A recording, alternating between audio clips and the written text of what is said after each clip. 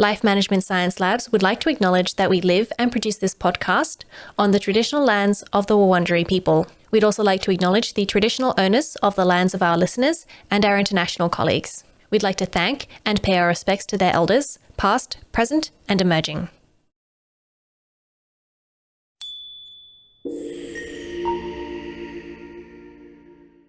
Hi everyone, and welcome to Room by Room, the Home Organisation Science Insights podcast, produced by LMSL, the Life Management Science Labs. We are champions of life management science, providing structured insights informed by science and inspired by practice on key aspects of conscious living. Each week we bring you scientific and practical insights on each element, with expert knowledge from professionals in the field. I'm your host, Gabriella Joustra, coming to you from Naarm, Melbourne, Australia. Let's get started. Since recording this episode, an earthquake hit Turkey and Syria, including the area where some of Guliz's family live. LMSL would like to send our thoughts and prayers to all of those affected by the earthquake. Hi everyone, and welcome back to the podcast. We're here today to talk about digital harms, its harms and measures. And with my guest today, would you like to introduce yourself? Yes, hello. First of all, thank you for your kind invitation. I'm an assistant professor of management information systems at Sakarya University, and I have more than 5 years of industry experience in business and management, and my research area is focused on socio-psychological theories, diffusion of innovations, and problems that comes with innovations like digital clutter. And I do courses focusing on information systems and social media. Great. Can't wait to get started. But before we do, we'll do a little bit more of an introduction with a section we like to call Have You Met Guliz? So our first question is, what's your favorite book? I'm not sure if I can call it my favorite book because I don't like being pessimistic and dystopian. But however, Orwell's 1984 novel, which surprises me with its predictive ability, is among the ones I have, among the best ones I have read. Yeah, that's a really interesting point you make about the predictive ability of that book. I think that so much of what has happened, Big Brother, watching us all the time, still very relevant. Yes, and the dystopia is now the world that we are living in it. So it's a little bit sad, but true. Yeah. Hopefully, a movie you've enjoyed recently is a bit more hopeful. Yes, I prefer animation movies. It fulfills my mood. Wish Dragon, I think I watched it on Netflix. Was my favorite movie I've seen lately. And actually, I like nearly all of the movies of Disney, Pixar. And if I need to give an example for a sad one, there is also Naciye, and I was very impressed. It was a very sad and true story. What's that about? It was about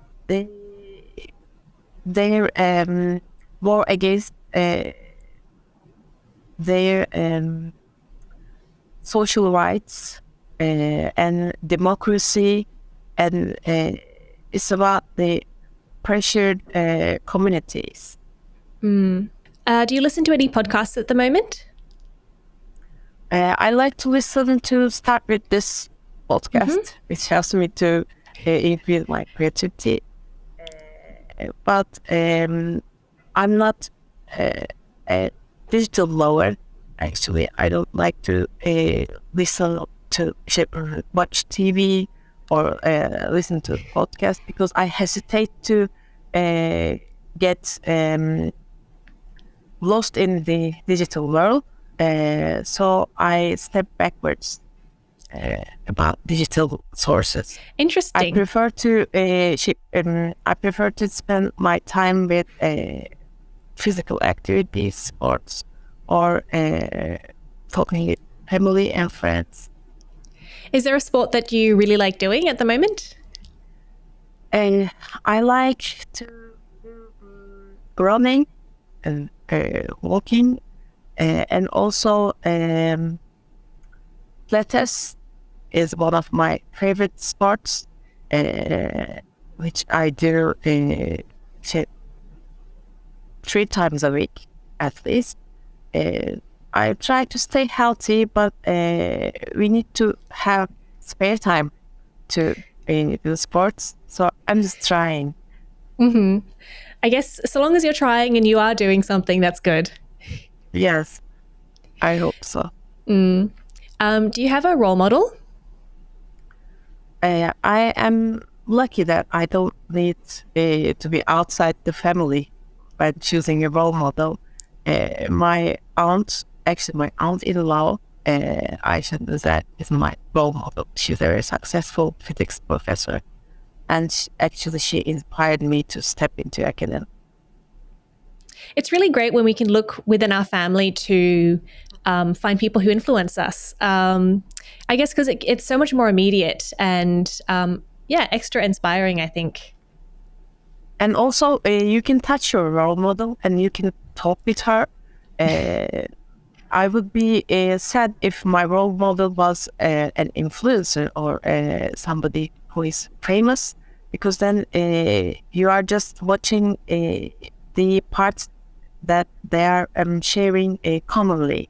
You don't know what they are doing at their homes. But if your role model is from your family, then you can monitor him or her more, and he or she can inspire you since your childhood. So my aunt-in-law is one of my charities. So thanks to my aunt-in-law, and also my mother, my father, my family. That's great. Plus, you can ask them for advice. Yes, and also they can warn you if you are doing something wrong. They can say, please, if you want to follow my way, this is wrong. So they are also watching you, and it makes me more comfortable because I know that if I do something wrong, they will warn me. That's great. So selecting a role model for family is the best for lazy because then you're under control. That's a great one.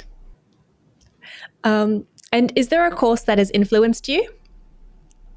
Actually, when you say course, I understand that a course from university and lesson. I was a lazy student, actually, because a very lazy student at my undergraduate years.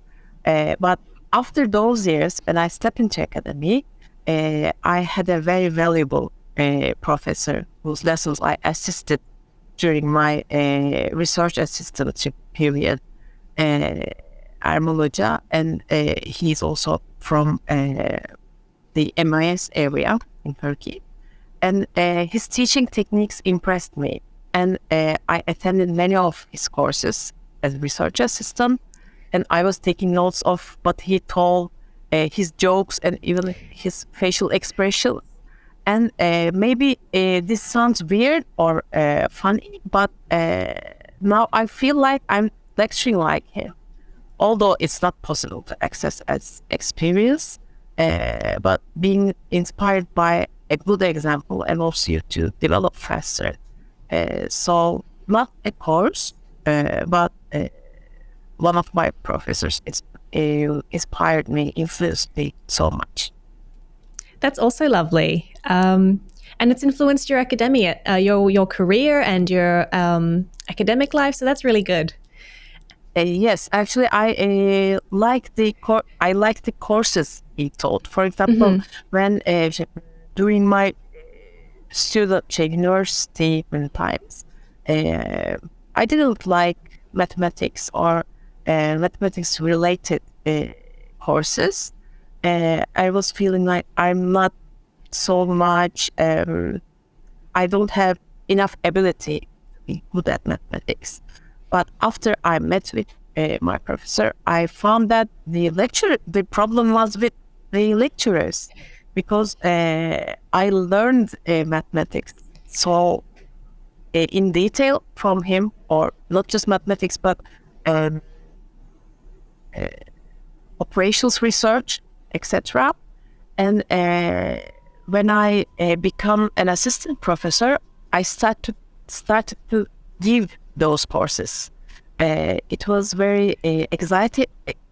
I was very excited to be giving these courses, because these were hard courses for me when I was a student. And I get over these obstacles, this negative view, with the help of my professor. That's good. Yeah. And you're helping to pass it on as well, using his influence as well. Yes, of course. It's a part of our job, actually.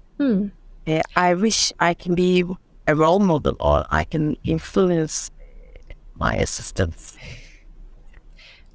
So how do you define home organization? Irene, it's a very hard work, and you are asking this to a working woman, because in this era we are in masculinity, the masculine form. We are working and also tidying home. We are maybe assisted by other cleaning ladies or enterprise, etc. But you also need to have ability to organize things. And like all organizations, I define home organization as project management, because planning things, storage areas, storing solutions, boxes, placing favorites in easy access areas, making it easy to tidy up when cluttered, etc. So you have to plan what will happen there. And an unplanned order is doomed to fail, or it is necessary to observe the order over the time and make changes accordingly. For example, you want the glasses to be on the second shelf in the kitchen, but if you often need to reach for the far shelf over time, this will tire you out or slow you down. And in this case, it makes sense to upgrade and put them on the first shelf. In other words, it shouldn't be called home organization, as in industry, observation and continuous improvement. In other words, total quality management shouldn't be ignored in home organization. Mm-hmm. And are there any misconceptions about home organization? The biggest mistake may be not knowing what we want. For example, do we want a beautiful, pleasing image? Do we want to have few things around? Do we want it to be easy to assemble, easy to tidy up? All of these may not be possible at the same time. Living in a home that is so beautiful and minimalistic can be difficult.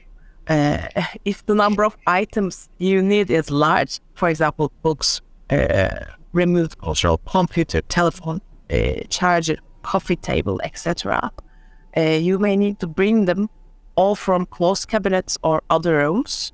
If our living habits are not simple, for example, I have a 6-year-old daughter and we like to do it-yourself activities at home, then a simple minimalistic living space design would be suitable for me. If collecting quickly is what you need, you should have plenty of storage space and storage boxes nearby. For example, under the armchairs or the TV stand, on the table, under stairs, all of these can be storage areas. If you have a lot of storage space, it will be easy to live tidy, and I'm really a storage box lover. So what is digital clutter? Before talking about digital clutter, actually, I want to remind a detail about me, about my area of expertise. In undergraduate and master's and doctorate degrees, I studied on management information systems. Maybe many would ask, what's MIS? MIS brings psychological or social issues with digital information and system-related issues together. And digital clutter is studied by many researchers from very different areas, but me and some of my friends thought that we should get into detail and start to write about or search about digital clutter, because this topic includes technical things. It requires technical expertness, and also you need to understand the psychological position or abilities of people. It is not easy to just say you should tidy up your digital space, and everyone will say, okay then, but it's not easy as this. So I think that digital clutter is one of the niche fields that MIS researchers or psychological and digital experts should focus on. And when I come to the question, in fact, digital clutter is not much different from the clutter in the living space. The only difference is that the thing that's falling apart is the digital. That is, we can say that it's not concrete, but it is abstract. Digital clutter is essentially disorganization of your digital data, files, and digital devices. And this mess can appear in many forms, like a crowded inbox, a full phone storage, or hundreds of files on your desktop. And individuals are willingly or unintentionally exposed to a large amount of information in their daily lives. So, in parentheses, you have right to be a digital hoarder, because we have many digital inputs in our daily lives. For example, we will be recording this conversation, and I will be storing it in somewhere. The information comes from various channels like email, SMS, instant messaging application, social media, etc. And the usual storage habits, because we are human, and we and our mothers, our parents or grandparents, we have usual storage habits. We like to store important things, or we like to store the things that you want to remind in the future. So this usual storage habits cause individuals to record information and photographs, and this accumulation causes digital clutter and leaves people with an uncontrollable data stack to find what they are looking for. And also we face some security issues. And also I would also like to underline that digital clutter is more dangerous than a messy living space, because digital clutter is secretly increasing. You cannot see it, since it doesn't create a physical mess. You may think that you are not a digital hoarder, but maybe you have an uncontrollable digital garbage. Yes, I came across this the other week when my computer stopped because there was no space left in it. And I had to go through. It is reminding you, it is saying that you are a digital hoarder, Gabriella. So you need to stop somewhere. I got rid of the biggest issue, and then now there's tons of space for all the other stuff. And you deleted the things, or you get an extra space to store them? How did you solve the problem? Be honest. I got a hard drive, and I put the file on the hard drive. This is one of the signs of being a digital hoarder. Having many extra external drives to store documents. it means you hesitate to delete them because maybe you will need them sometime. Exactly. If we, Exactly. How did you know that I actually have 2 hard drives and the first one is full of junk? two is okay actually. Okay. Hear worst numbers. 2 is okay. Yeah, in my defense as well, they're mostly video and audio. So they take up, I don't know, a lot of more space. So Yeah. I don't know. Actually, as the quality increases, they take more space in digital in our digital garbage or in our digital drive. But because you don't see them and you are not looking for the files as you're looking files from your cabinet, etc., you continue to collect them. And in a cumulative form, maybe after 5 years, you won't have the chance to find a picture that you want to see. I'm thinking, for example, how many pictures you have from your childhood? Probably you know your pictures. And you remember, for example, 80% of your childhood pictures, right? Yeah, I don't have so much. Actually, I have maybe 20 albums from my childhood. But my daughter, and she's 6 years old now, and she has thousands of pictures. I don't know how much pictures she has. And I think she wouldn't look up those pictures. We were looking because the number was not so high. And you can have time to look over them and again and again and again. And you memorize these pictures and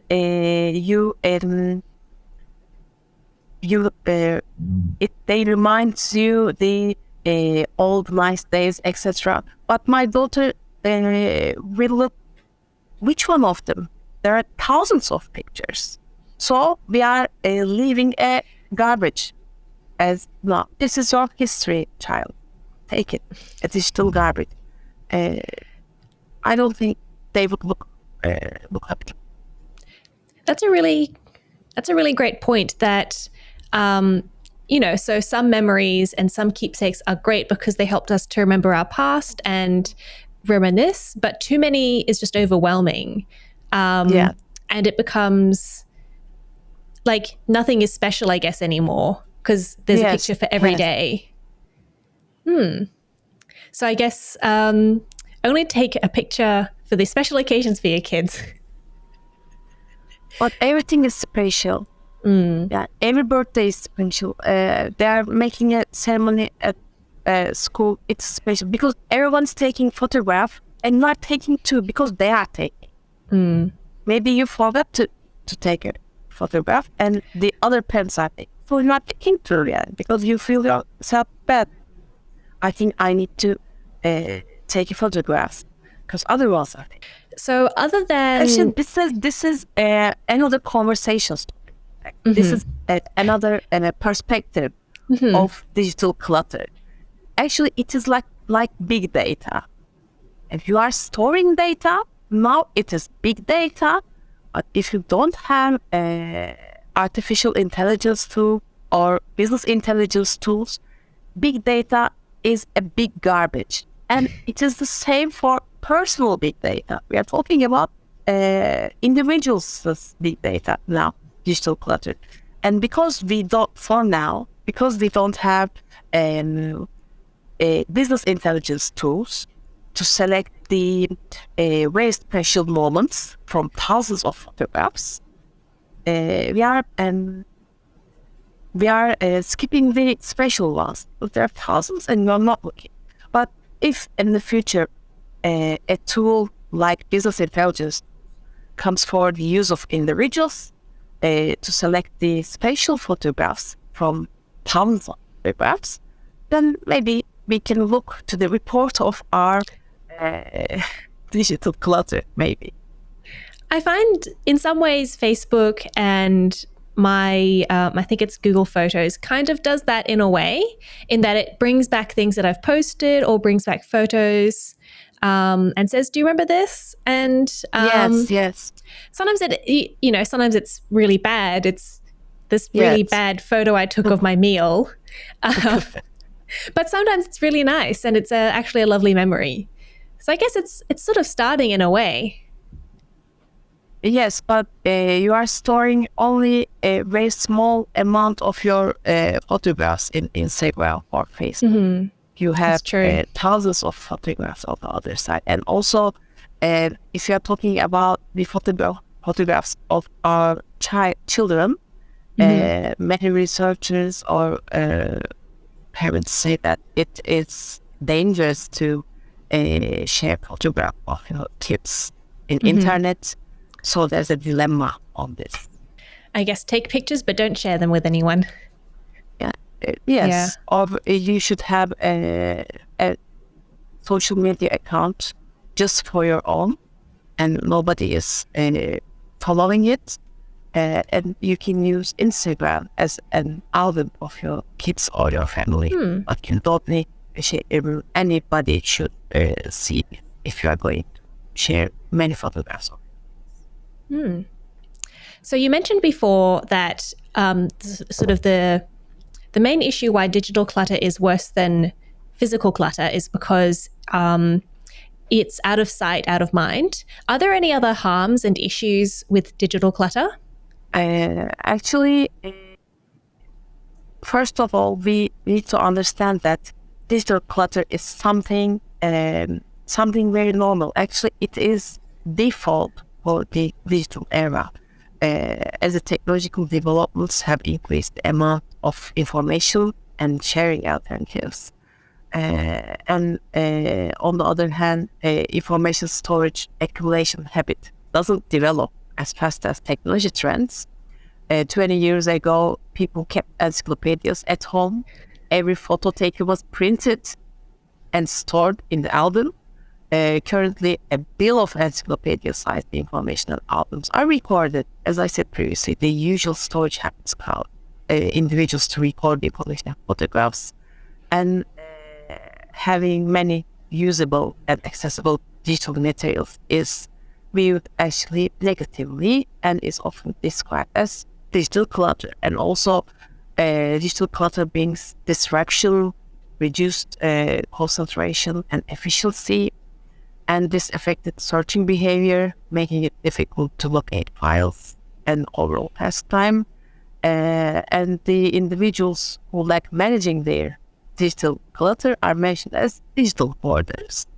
And this deep accumulation of digital files to the point of loss of perspective eventually results in stress and disorganization. And also it affects us as users, and also it is harmful for our working environment and also for our individual environment. For example, if you are talking about security issues, security of your bank accounts, security of your photographs, security of your passwords, it is also harmful. Digital clutter doesn't just slow your devices down as your device, it can slow you down as well.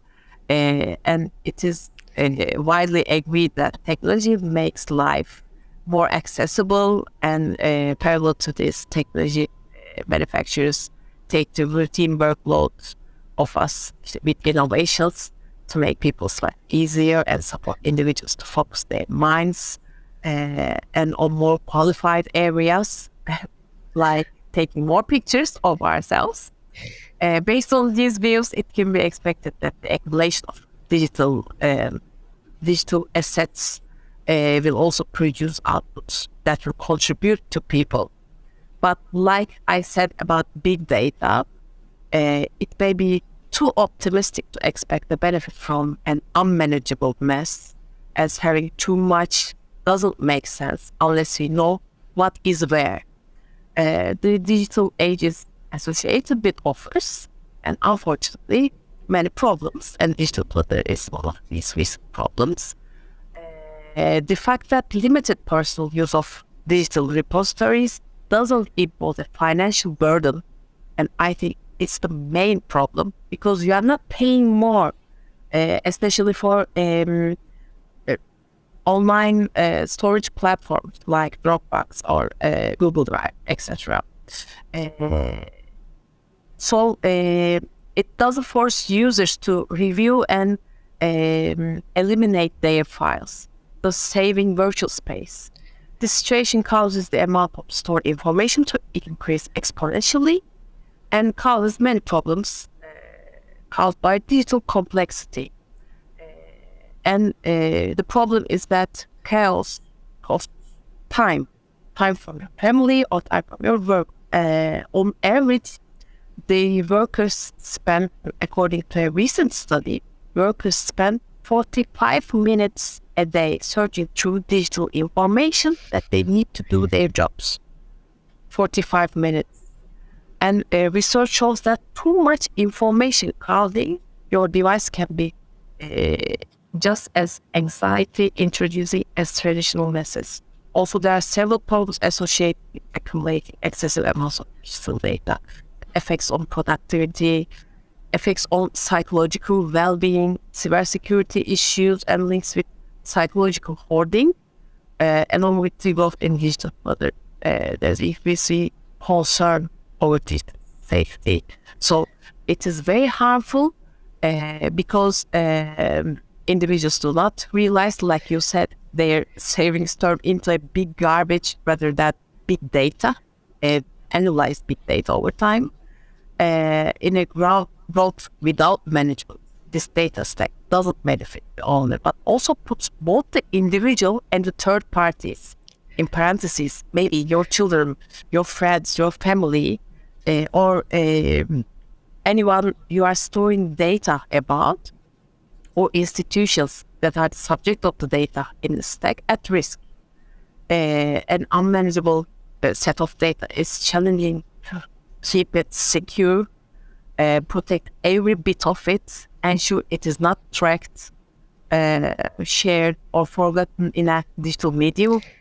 Viewing, deleting, or changing the data by third parties may cause many problems, including criminal sanctions or disclosure of private life for the data owner or institution responsible for keeping the data. And so it causes cybersecurity vulnerability, extensive data clutter. Actually, I can summarize. I think it is more dangerous than we think because you don't understand the amount of danger until it hits you. Mm-hmm. So if digital clutter is so dangerous, what can we do about it?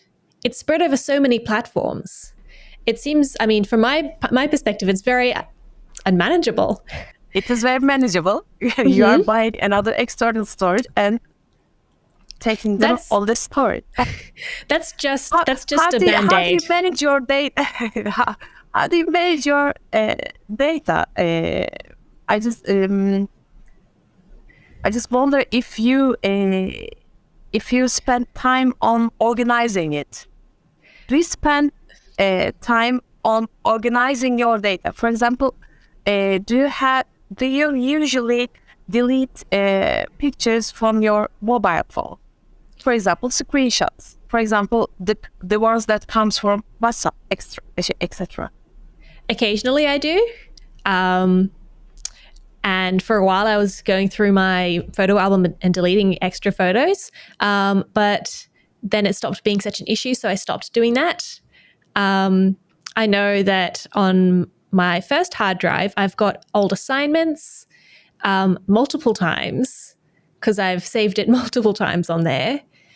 So I know personally that I've got data on my computer, I've got it on my old computer, I've got it on my phone, on my hard drive, in the cloud. And I obviously manage the things that I'm using at the moment. I know exactly where all my current assignments are. I know where all of my work is. But then there's all the other stuff on my computer that I don't spend any time looking at. So your recently used data or documents are organized, but the historical ones are living in a digital space. I wish you can find them where you need it. Actually, we are all in the same position, I believe. Only according to one of our studies, me and one of my colleagues, we wrote a paper about digital clutter, time for decluttering, digital clutter scaling for individuals and enterprises. Actually, in this research, in this paper, we realized that most of the people doesn't reorganize their data, or they are not get used to delete them, because it is so hard for them to delete something, because when they delete it, they will not have any possibility to reach data again, and maybe they will need it in the future, in the near future, or in the for so many years later. But because storing the data doesn't take a physical space, doesn't require a physical space, they are preferring to store it, like most of us. But first of all, the most important thing is determine whether your digital hoarding habit poses a risk. That's a good sign if you are not afraid of deleting files you don't need, and if you don't hoard them because you might need them in the future. If you know which file is stored where, and if the devices or platforms they are registered on are secure, there is no big problem.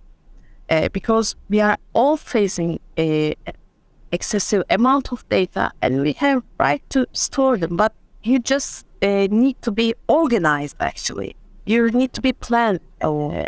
Current research considers that users have many digital accessible areas or materials, and this is a negative indicator, and emphasizes that multiple storage habits can cause digital clutter. Another point that makes it essential to focus on digital clutter is that getting cluttered by mistake will complicate the editing process, and the user will become consciously digital cluttered after a while. In other words, putting an end to digital clutter before it becomes difficult to collect is one of the measures that can be taken to avoid falling this circle.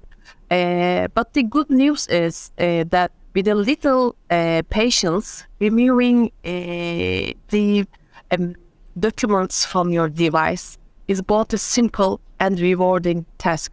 For example, you can start with cleaning off your desktop, like cleaning out your garage.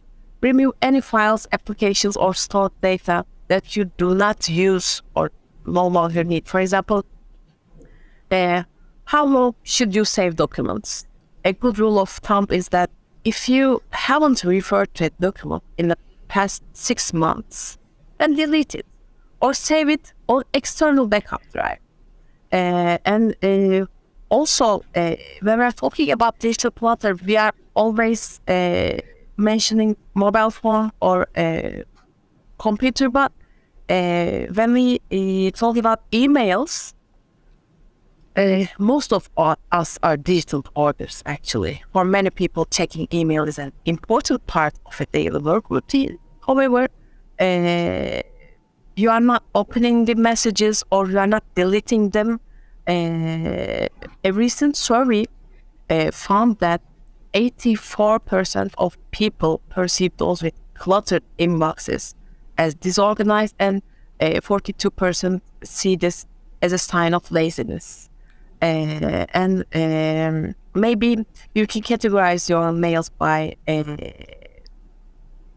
like a follow-up, urgent, to-do list, etc. This can help you feel less overwhelmed throughout the day, reduce stress and improve your productivity.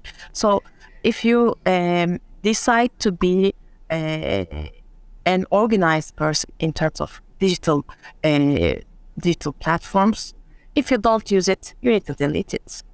And you should rename the documents and make them easy to find.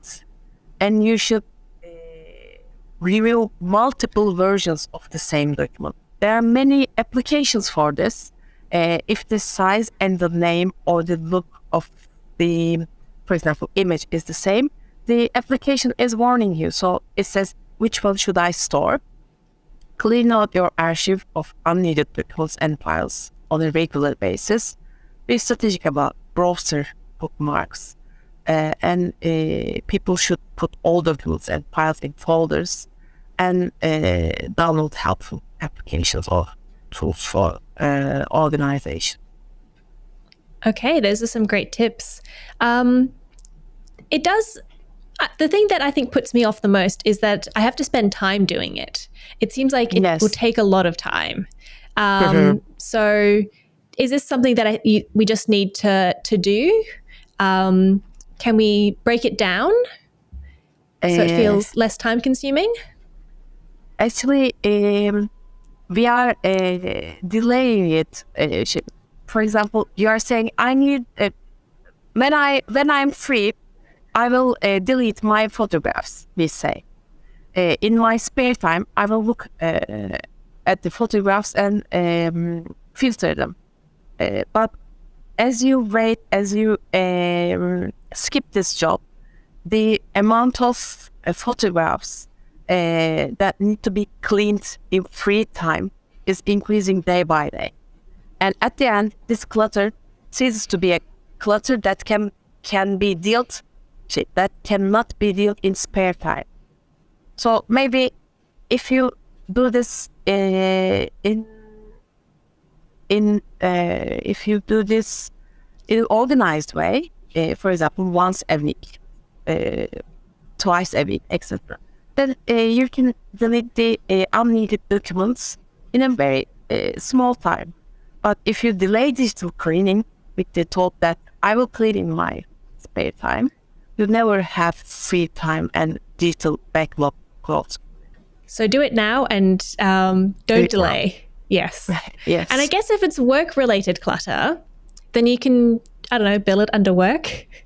And actually, according to the research, recent research, people hesitate to delete work-related data. If we compare it with individuals' personal data. For example, they say, I can delete personal data sometimes, but I never delete work-related data because they are saying maybe I need this in future if my boss asks me, or if a problematic issue happens, then I need to show my data as evidence, etc. That's a hard one then. And I think that's not something that we're going to talk too much about because this is about home and not work. Yes, and also our personal skills, characteristics, organization skills affect our digital clutter. And I think this is bad news because we cannot tool our characteristics. As I mentioned at the beginning of the conversation, the reason for the mess is actually our lack of project management skills. Being organized and keeping the resources under control is a matter that requires attention. And as an ADHD survivor, I am also one of those who find it difficult to organize. You should be able to see all of your digital assets, namely the big picture. Then you should do cluster analysis among your documents. You should folder them by type, date, contact person, institution, etc. And seeing the big picture and planning may be very easy for some, but it is very difficult if you do not have the habit or ability to plan your work from the beginning. Distraction brings with it clutter in digital and physical life. So if you don't have organizational skills, it's hard to avoid being digitally cluttered. So is there some way that people can improve their organizational skills? Or is it just a matter of doing your own research? And actually, they can look about the exercises for ADHD survivors. They have some mathematical exercises or some videos. How can I access my attention? And also, there are drugs. If you go to a doctor and he or she says you are an ADHD patient, then you can use drugs. Actually, you can understand if there is something abnormal about you. If you are getting over the kitchen, when cooking something or when cooking two or three types of meals at the same time, and you are not good at cooking all of them at the same time, or maybe when preparing the food, you are going to the refrigerator 4 times, 5 times, because you cannot organize it.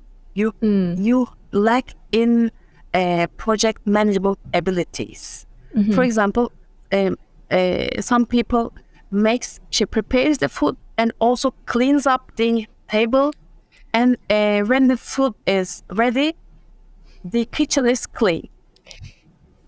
They are organized people. They can plan the cooking period. So if you are having problems about cleaning and making food and all the types of foods at the same time, maybe you will know that you are bad at project management skills, actually. Okay. It's harder for you to avoid digital clutter, but you can use applications. There are many digital assistants to be organized in the digital world. Do you have any recommendations as to which applications you should use? Actually, I don't know the names, but you can search about them, like cleaning, data cleaner, or data repetition. The applications about decreasing data repetition, the same data in many other many folders, etc. You can find it from App Store. Okay. You also mentioned that there's a psychological element to digital clutter. So I guess, what is that? It increases stress. Clutter actually is a known cause of stress, as being surrounded with too much visual information can be overwhelming or feel like there's too much to do.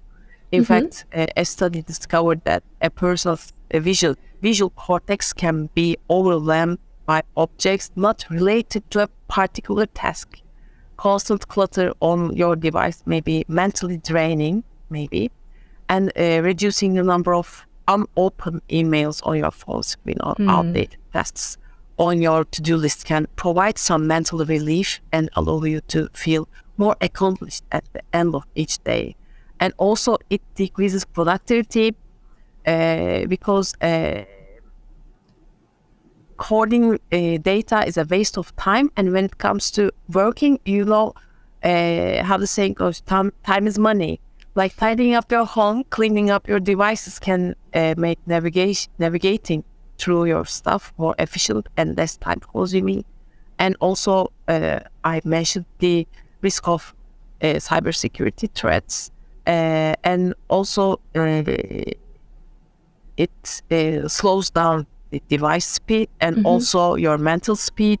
At the background of your head, actually, you are always thinking, if I need this data, where can I find it? did I store this in multiple under multiple folders? Which one is the most recent one? Because we are maybe saving it last, final version 6. But which one is the real final?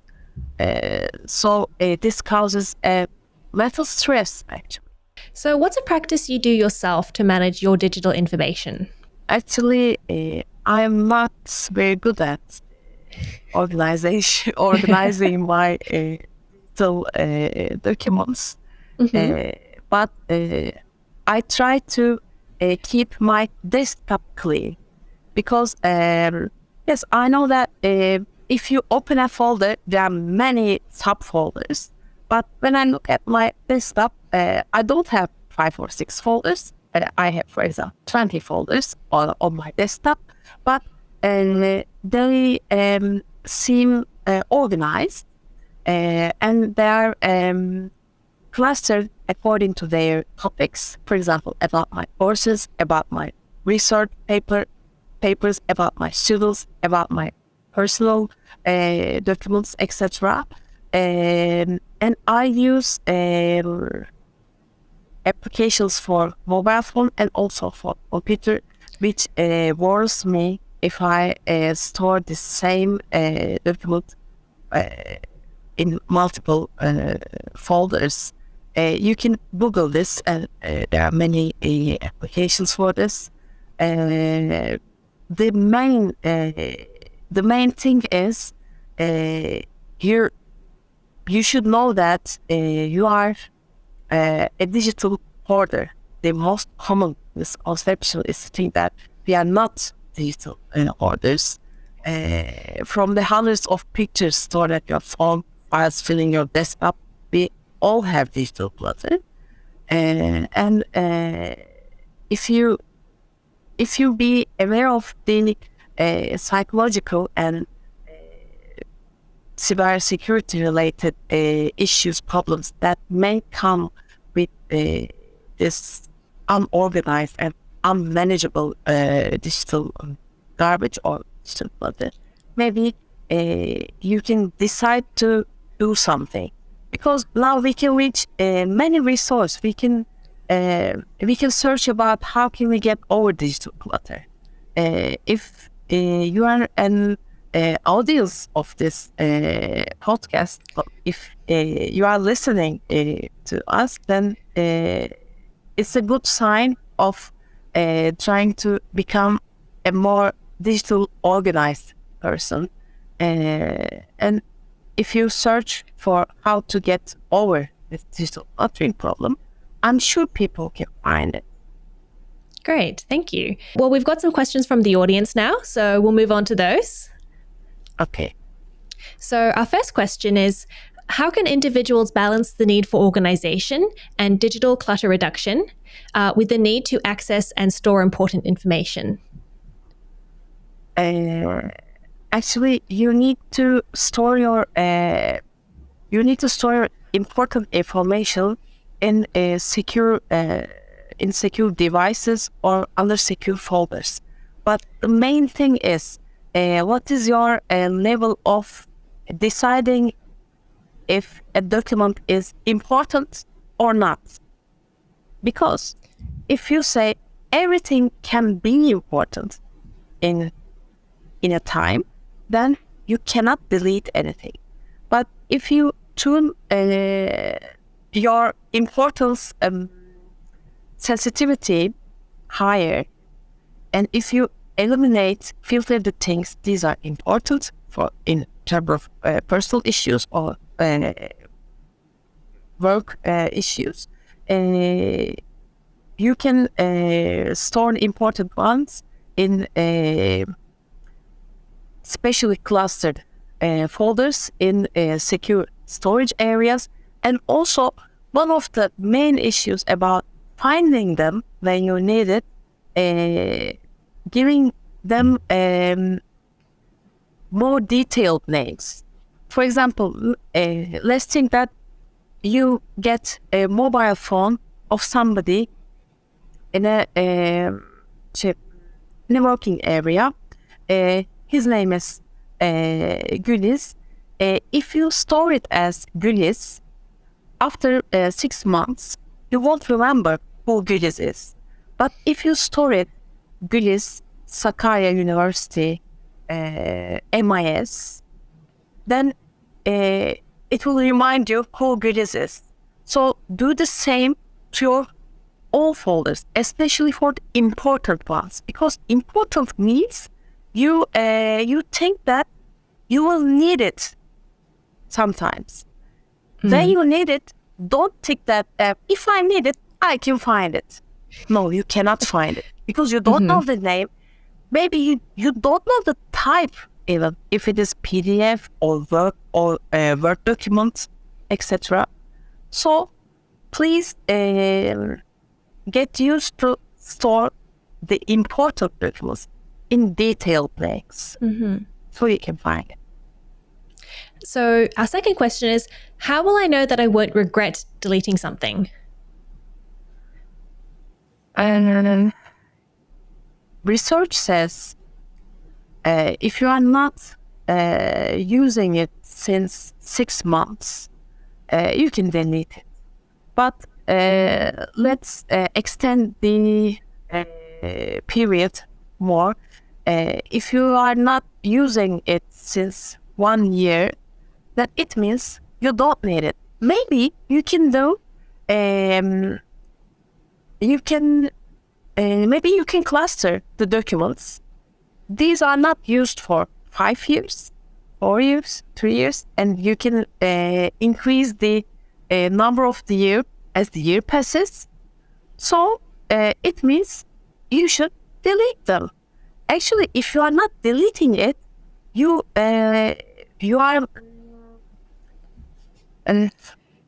should store them in a secure place. And this is something. This should be something stressing you, because if they are stolen or if you forget them in a computer which you sell to another person, then somebody else can use them, somebody else can share them, etc. So maybe instead of taking this responsibility, which can end with problematic issues, but like I said, we don't realize the greatness of the problem until it hits us. Maybe it is safer. It is safer to delete the old documents, like our closet. If you're not wearing it since 2 years or 3 years, give it away. Somebody will wear it. Actually, here the problem is if you're deleting data, it is not reused again, hopefully. But we shouldn't hesitate to delete data, actually, because you cannot find it. So you cannot find the important data when you need it if you don't delete the unimportant ones. Thank you. That was all of our audience questions today. So if our listeners want to find out more about you, where should they go? I'm not using Facebook. I closed it to reduce my digital clutter. I'm using Instagram.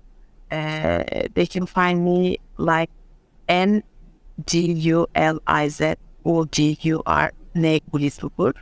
And also, if they write Naciye Güliz Uğur on Google, they can find my official email.